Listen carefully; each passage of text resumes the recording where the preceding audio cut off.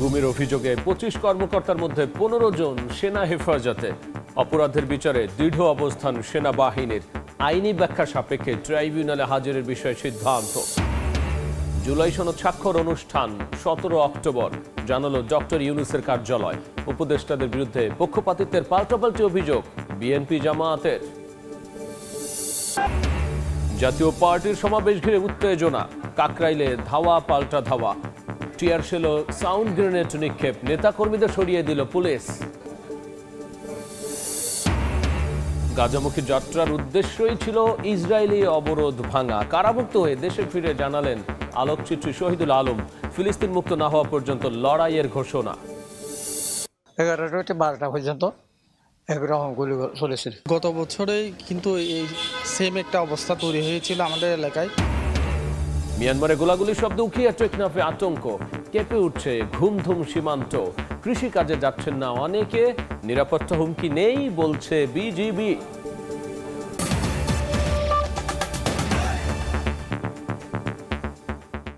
জনপদ সময়, সঙ্গে আছি আমি গোলাম রাব্বি।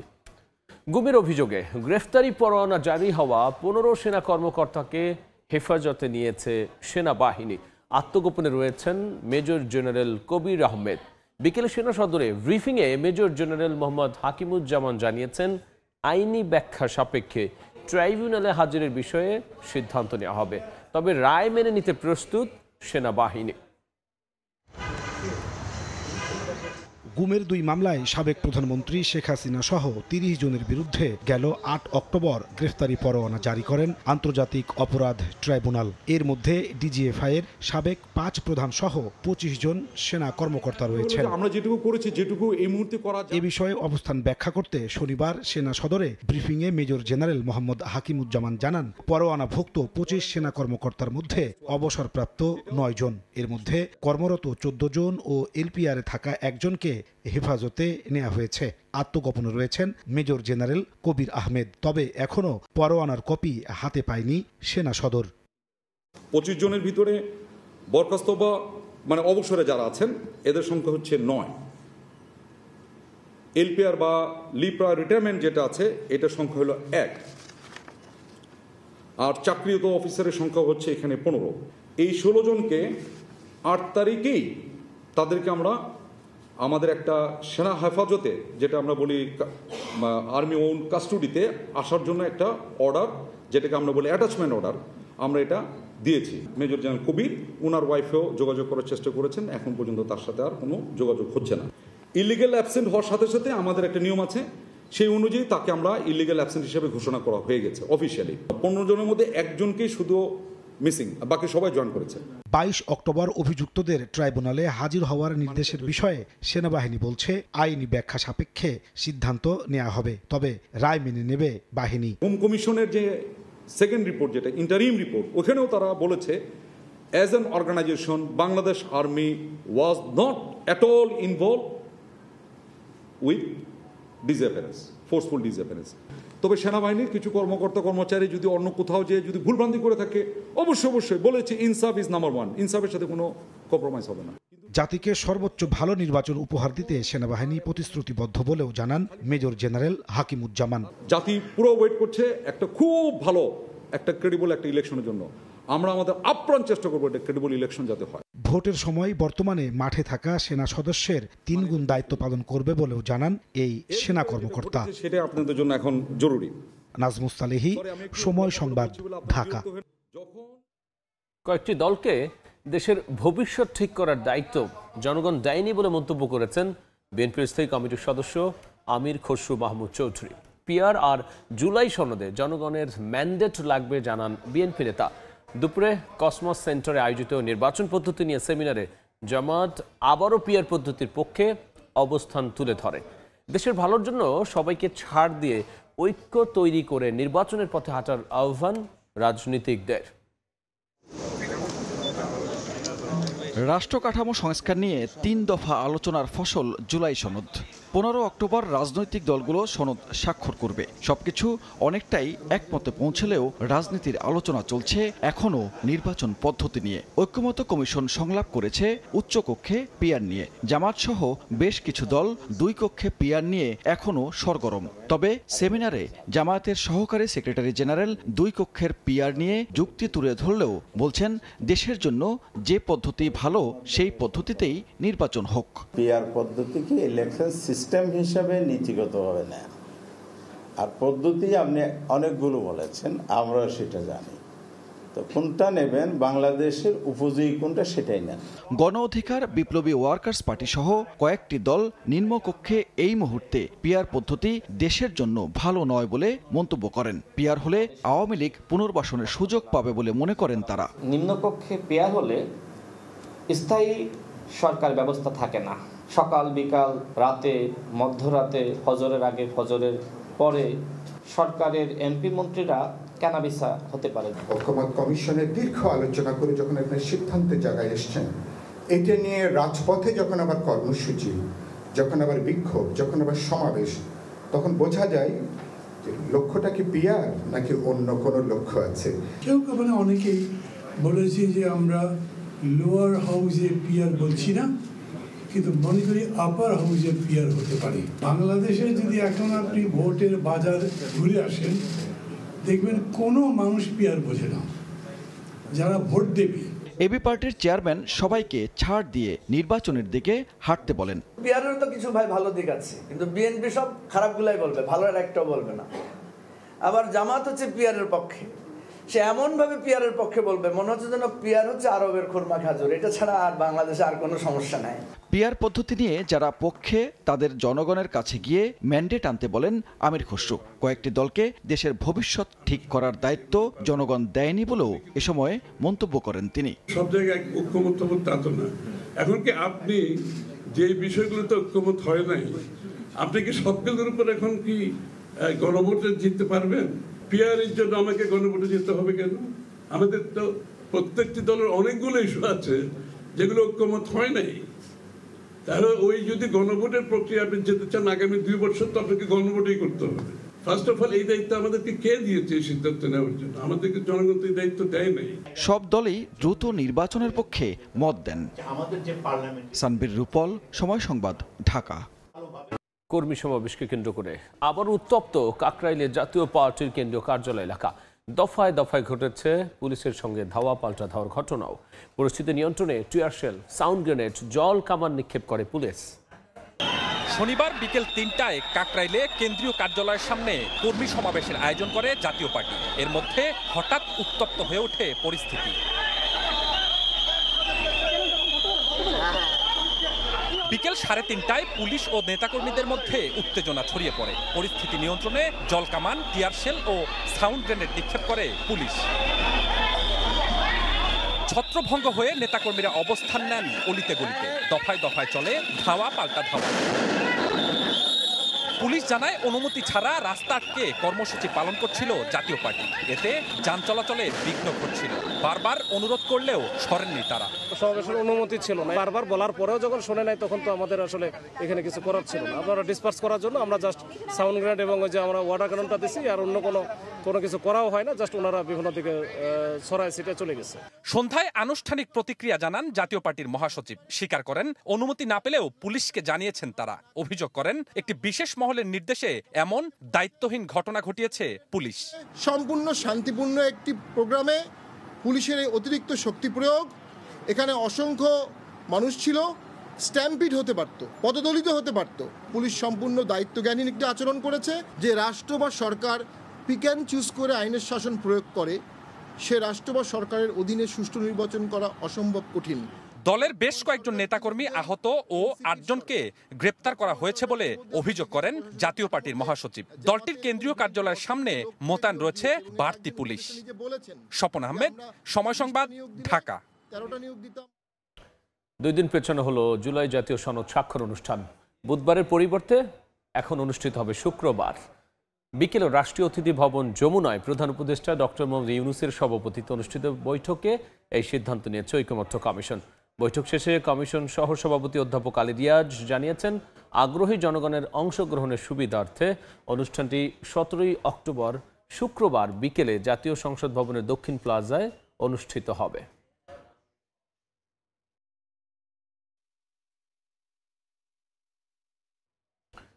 এবার রাকসু নির্বাচনের খবর। এই মুহূর্তে রাজশাহী বিশ্ববিদ্যালয়ের সিনেট ভবনে আছেন রিপোর্টার সাইফুর রহমান রকি, আর তার সঙ্গে রয়েছেন বিভিন্ন ছাত্র সংগঠনের ভিপি প্রার্থীরা। রাকসু নির্বাচনের প্রচারণার সবশেষ জানাতে সরাসরি যুক্ত হচ্ছি রকির সঙ্গে। দীর্ঘ ৩৫ বছর পর রাকসু নির্বাচন অনুষ্ঠিত হতে যাচ্ছে আগামী 16 অক্টোবর। এ নিয়ে আমরা কথা বলবো যারা প্রার্থী আছেন তাদের সঙ্গে। সর্বজনীন শিক্ষার্থী সংসদের ভিপি প্রার্থী, আমরা প্রথমেই তাসিন খানের কাছে শুনবো নির্বাচনের যে পরিবেশ সেটি নিয়ে তিনি সন্তুষ্ট কিনা, পাশাপাশি নির্বাচনের যে প্রচারণা চলছে সেটি নিয়ে তার কি মন্তব্য। ধন্যবাদ সময় টেলিভিশনকে। আমাদের 16 তারিখে যে আসন্ন রাকসু নির্বাচন সেটা নিয়ে এখন ক্যাম্পাসে প্রার্থীদের পক্ষ থেকে একটা জমজমাট প্রচারণা চলছে, কিন্তু আসলে এটা খারাপ শোনা গেলেও আমরা দেখতে পাচ্ছি যে বাংলাদেশের ট্র্যাডিশনাল রাজনীতিতে একটা নির্বাচন হলে যে এরকম প্রচারণা হয়, একটা বাংলাদেশের একটা প্রান্তিক এলাকায় একটা মেম্বার ইলেকশন হলে ঠিক যেরকম প্রচারণা হয়, আমরা আমাদের ক্যাম্পাসের রাকসু ইলেকশনেও সেটার কিছুটা ভাব দেখতে পাচ্ছি। কিন্তু আসলে এরকমটা হওয়ার কথা ছিল না। আমার এইরকম বলার অন্যতম কারণ হচ্ছে যে আমরা দেখেছি আমাদের দেশে ট্র্যাডিশনাল রাজনীতিতে এরকম হয় যে কোনো একটা নির্বাচনের আগে ভোটারদের কাছে প্রার্থীরা এরকম অনেক আকাশ কুসুম অলিক আশা প্রত্যাশা জায়গায় তাদেরকে অনেক অঙ্গীকার দেয়, যেটা আদতেও বাস্তবায়ন করা সম্ভব হয় না। রাকসু নির্বাচনেও কিছুটা সেরকমই হয়েছে। আমাদের রাকসুর গঠনতন্ত্র অনুযায়ী আমাদেরকে যতটুকু ক্ষমতা দেওয়া হয়েছে সেটার বাইরে আমাদের প্রার্থীদেরকে আমরা দেখছি যে এরকম অনেক অঙ্গীকার ভোটারদের কাছে করে যাচ্ছে, যেটা ভোটারদের মনে আশা জাগাচ্ছে, যেটা মুখরোচক শোনাচ্ছে, কিন্তু সেটা আদতেও বাস্তবায়ন করা সম্ভব না। অথচ আমাদের ভোটারদেরকে আকর্ষণ করার অন্যতম একটা বিষয় হওয়া উচিত ছিল আমরা কে কতটা বাস্তবসম্মত পরিকল্পনা নিয়ে রাকসু নির্বাচনে এসেছি এবং আমরা শিক্ষার্থীদেরকে আমাদের চিন্তাভাবনাগুলোর প্রয়োজনীয়তাটা কতটা অনুভব করাতে পারছি। আমরা সর্বজনীন শিক্ষার্থী সংসদ থেকে এটা সর্বোচ্চ চেষ্টা করে যাচ্ছি আমাদের চিন্তাগুলো, আমরা যে 12টি ইশতেহার নিয়ে রাকসু নির্বাচনে দাঁড়িয়েছি সেই ইশতেহারগুলো, সেই চিন্তাগুলো ভোটারদের পর্যন্ত নিয়ে যাওয়ার। কিন্তু যেহেতু আমরা স্বতন্ত্র প্রার্থী, আমাদেরকে সশরীরে প্রার্থীদের কাছে রিচ করতে হচ্ছে, আমাদের জন্য এটা অনেক বড় একটা চ্যালেঞ্জ হয়ে দাঁড়াচ্ছে। আমরা সর্বোচ্চ চেষ্টা করছি, জানি না কতটুকু সম্ভব হবে। আমার ভোটারদের কাছে আমার আসলে এটা চাওয়া পাওয়া থাকবে যে আমাদের সীমাবদ্ধতাকে ক্ষমাসুন্দর দৃষ্টিতে দেখে আমাদের চিন্তাগুলো যেন তারা একটু খোঁজার চেষ্টা করে বা বোঝার চেষ্টা করে। ধন্যবাদ। এ পর্যায়ে আমরা একটু রাকসু ফর রেডিক্যাল চেঞ্জ প্যানেলের ভিপি প্রার্থী মেহেদি মারুফ এর কাছে জানতে চাইব, নির্বাচনের যে পরিবেশ সেটি আপনারা কীভাবে দেখছেন, ভোটাররা কেন আপনাদেরকে ভোট দিবে এবং লেভেল প্লেইং ফিল্ড আছে কিনা? আচ্ছা দেখুন, অতীতে প্রায় 25 তারিখে নির্বাচন হওয়ার কথা ছিল, সেটা বিশ্ববিদ্যালয়ের বিভিন্ন পরিস্থিতির কারণে নির্বাচন অনুষ্ঠিত হওয়া সম্ভব হয়নি। তারপর নির্বাচন কমিশন 16 তারিখে নির্বাচনের দিন ধার্য করেছে। ফলত আমরা যারা নির্বাচন করছি তারা একটু সময় পেয়েছি, আমরা প্রচারণা করছি, শিক্ষার্থীদের দ্বারে দ্বারে যাচ্ছি এবং শিক্ষার্থীরা আমাদের সাদরে গ্রহণ করছে। কেননা অতীতে শুধুমাত্র জুলাই অভ্যুত্থানেই নয়, জুলাই অভ্যুত্থানের আগে থেকেই আমরা শিক্ষার্থীদের অধিকার নিয়ে বিভিন্ন সময় বিশ্ববিদ্যালয়ে কথা বলেছি এবং বিশ্ববিদ্যালয়ের প্রশাসনের কাছে আমরা দাবি দেওয়া জানিয়েছি এবং তাদের কণ্ঠস্বর হয়ে কথা বলেছি। সেই জায়গা থেকে আমরা মনে করি যে নির্বাচন আমাদের সম্মানিত ভোটাররা আমাদেরকে ভোট দিবে। আর পাশাপাশি আমাদের যে বিষয়টা যেটা বললেন প্রচারণার ক্ষেত্রে আমরা লক্ষ্য করছি বিভিন্ন বড় বড় ছাত্র সংগঠনগুলো তাদের পক্ষে অনেকাংশে বৃহৎ পরিসরে কাজ করছে, আমাদের সেই সক্ষমতাটুকু নাই। আমরা আমাদের সম্মানিত ভোটারদের কাছে আমরা এইটুকু অনুরোধ করতে চাই, আমাদের এই টাকাটুকু নাই যে আসলে আমরা সোশ্যাল মিডিয়াতে বুস্ট করে তারপর আমরা আপনাদেরকে মানে লিফলেট করে পৌঁছাবো। এই জায়গাতে আমাদের একটি প্রবলেম হচ্ছে। তবে আমরা শিক্ষার্থীদের কাছে তবু আমাদের সীমাবদ্ধতা থাকা সত্ত্বেও আমরা যাওয়ার চেষ্টা করছি এবং আমাদের বার্তা পৌঁছে দিচ্ছি।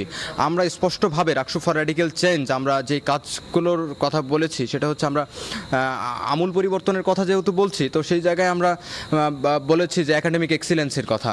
কারণ আমাদের বিশ্ববিদ্যালয়গুলোতে যে সমস্যাগুলো কুরে খায়, আমাদের যে একাডেমি আর ইন্ডাস্ট্রি আর সম্পর্কের যথেষ্ট অভাব। আমাদের বিশ্ববিদ্যালয়ের একজন শিক্ষার্থী পাশ করে বেরিয়ে এসে চিন্তা করে আসলে তাকে আসলে কোথায় যেতে হবে, মানে সে চাকরি আদৌ পাবে কিনা। সেই জায়গা থেকে আমরা মনে করি এই জায়গাতে বিভিন্ন ইন্ডাস্ট্রির সাথে বিশ্ববিদ্যালয়ের সম্পর্ক বাড়ানোর প্রসেস আছে, সেটা দিয়ে আমরা বিশ্ববিদ্যালয়ের একাডেমিক এক্সিলেন্সি বৃদ্ধি করতে চাই এবং হিউম্যান রিসোর্স প্রোভাইড যেন বিশ্ববিদ্যালয় করতে পারে সেটা নিয়ে কাজ করতে চাই।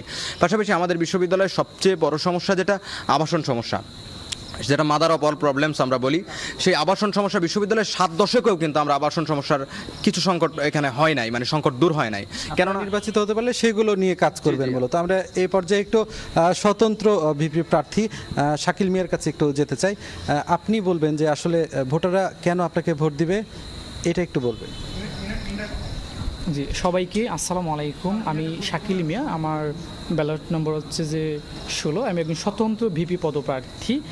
ভাই সুন্দর প্রশ্ন করেছে যে প্রশ্ন হচ্ছে যে মানে আমি যদি নির্বাচিত হতে পারি বা হচ্ছে আমি কেমন পরিস্থিতি দেখছি বা আমি কি করতে পারবো, সেটা হচ্ছে যে এবং একই সাথে আরেকটা প্রশ্ন হয়েছে যে আমাকে কেন তারা ভোট দিবে। সুন্দর প্রশ্ন। দেখেন এই নির্বাচনকে কেন্দ্র করে যে কোনো নির্বাচন, একজন প্রার্থী যখন সে ভোটারদের কাছে যায়, তাদের অধিকাংশ ম্যাক্সিমাম সবাই একটা প্রশ্ন থাকে যে আপনাকে আমি কেন ভোট দিব। এবং আমি এরকমভাবে বলতে চাই, সেটা হচ্ছে যে দেখেন প্রথমত ব্যক্তিটা ভালো কিনা এবং এই ব্যক্তিটা যে নির্বাচনে দাঁড়িয়েছে এবং এই নির্বাচনের জন্য সে উপযোগী কিনা এবং সে ওই শিক্ষার্থী বান্ধব কিনা বা শিক্ষার্থীদের হয়ে এবং তাদের অধিকার আদায়ের লক্ষ্যে সে কাজ করবে কিনা। যদি আমি ছাড়া অন্যান্য যে প্রার্থীরা আছে তারাও যদি তাদেরকে বলতে পারে যে আমরা শিক্ষার্থীদের হয়ে এবং শিক্ষার্থীদের অধিকার আদায়ের লক্ষ্যে আপনাদের সাথে তাল মিলিয়ে আমরা কাজ করব, সেক্ষেত্রে তাদেরকে ভোট দিতে পারে। আমার কথা হচ্ছে যে প্রথমত ব্যক্তিটা ভালো হতে হবে, ব্যক্তির মধ্যে নৈতিক গুণাবলী থাকতে হবে এবং এই ব্যক্তির আমি এখন যেভাবে সবার সাথে এই যে নির্বাচন উপলক্ষে আমি যে কুশল বিনিময় করছি, সহোদর ভাই হিসেবে ভাইয়ের মতো আমি কোলাকুলি করছি, এই বিষয়টা যেন নির্বাচন পরবর্তী সময়ে সে যে পাশ করবে পরবর্তী সময়ে তার মধ্যে যেন এই পার্থক্যটা যেন না থাকে, এই বৈষম্যটা যেন না থাকে। এখন যেভাবে আমি কাজ করছি, আমি সালাম দিচ্ছি, আমি জিজ্ঞেস করছি এবং পরবর্তী সময়ে পাশ করেই বা ফেল করি, যে পর্যায়ে হোক না কেন, সে যেন এই সম্পর্কটা বজায় রাখে। এখন যে সম্পর্কটা রেখেছে, তাহলে আমার মনে হয় ভোটাররা সবচেয়ে বেশি আকৃষ্ট হবে। এবং একই সাথে আমি এখানে আরেকটা বিষয় তুলে ধরতে চাই, সেটা হচ্ছে যে আমি একজন শিক্ষক বলতে আমি অ্যাডমিশন পড়াই এবং অনলাইনে এবং জব এবং অ্যাডমিশন ইংরেজি পড়াই। তো আমার এই রাজশাহী শহরটা সবাই জানেন, আর এই বিশ্ববিদ্যালয়ের শিক্ষার্থী যারা আছেন, যারা দেখছেন, তার বিষয়টা অবগত আছেন যে এই শহরে কর্মসংস্থানে একটা ব্যাপার আছে। এই বিষয়টা নিয়ে সর্বপ্রথম সবচেয়ে আমি কথা বলি, আমি সেটা আওয়াজ তুলি, অন্য কেউ তুলেনি। আমার পরবর্তী সময়ে অনেকে সেটা কথা বলেছে, তারা বিভিন্নভাবে সেটা তারা নির্বাচিত হলে সেই জায়গাগুলোতে কাজ করতে চান। ওকে, আমরা তাহসিন আপনার কাছে খুব ছোট করে জানতে চাই যে আপনি রাকসুর ইতিহাসে প্রথম ভিপি নারী প্রার্থী। এখানে কিন্তু প্রায় ৯,০০০-এর বেশি এখানে নারী ভোটার রয়েছে। সেই জায়গা থেকে আপনি নিজে কতটা আশাবাদী, এটা একটু বলবেন। আসলে প্রথমে নারী ভিপি প্রার্থী, আমি এই রেকগনাইজেশনটা বাদ দিয়ে রাজশাহী বিশ্ববিদ্যালয়ের একজন শিক্ষার্থী হিসেবে ভিপি পদপ্রার্থী এই পরিচয়টাতে বেশি স্বাচ্ছন্দ্য বোধ করি। আর আমার আশা কিন্তু এরকম যে আমি যে ইশতেহারগুলো নিয়ে এসেছি, আমি যেই চিন্তাভাবনাগুলো নিয়ে এসেছি এই বিশ্ববিদ্যালয়ের জন্য, এটা প্রত্যেকটা শিক্ষার্থীর জন্য প্রয়োজন। আমরা এই বিশ্ববিদ্যালয়ে পড়তে আসছি আমাদের পাবলিক ট্যাক্সের টাকায়। আমরা আসলে কথা ছিল আমরা এখান থেকে দক্ষ নাগরিক হয়ে বের হব, আমরা তাদেরকে তাদের ট্যাক্সের টাকায় যে পড়ছে আমরা আমাদের দেশকে কিছু ফিরিয়ে দিব। কিন্তু আদতেও এরকমটা হচ্ছে না। আমরা খুবই অদক্ষ জনশক্তি হিসেবে গ্র্যাজুয়েট হয়ে এই বিশ্ববিদ্যালয় থেকে বের হচ্ছি। আমরা আমাদের দেশকে তারা আমাদের কাছ থেকে যে এক্সপেকটেশনটা রাখে সেটা পূরণ করতে পারি না।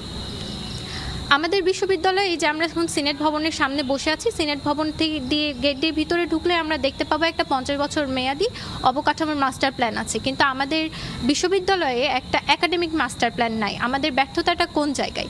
এই একাডেমিক মাস্টার প্ল্যানটা না থাকার কারণে আমরা এই যে চতুর্থ শিল্প বিপ্লবের মধ্যে দিয়ে যাচ্ছি, আমরা কিন্তু চাকরি পাচ্ছি না, আমরা বিশ্বমানের স্টুডেন্ট হয়ে উঠতে পারছি না।